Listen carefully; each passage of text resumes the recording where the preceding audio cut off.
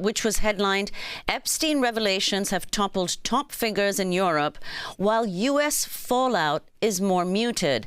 They point out that a prince, an ambassador, senior diplomats, top politicians, all brought down by the Jeffrey Epstein files, and all in Europe rather than the United States. I mean, if you could talk about why you think that's the case. You've also expressed concerns about the fact that your sense is that this story, the Epstein story, has not been sufficiently covered in the U.S. media.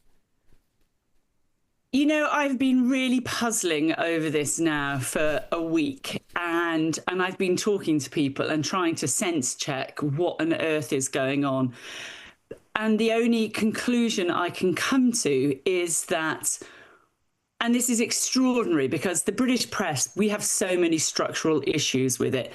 However, I think what we're seeing in this moment is that we in Europe are still living in some sort of functioning democracy. We are actually still living in societies where we have some norms.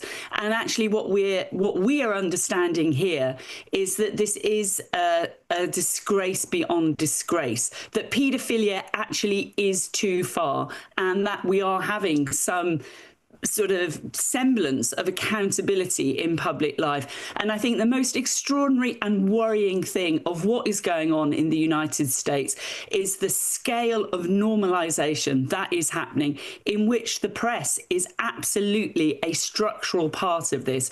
I have been shocked, deeply shocked by the absence of headlines, by the absence of sense making across the US media that contextualizes what is in these documents, that helps people to process them and to understand them.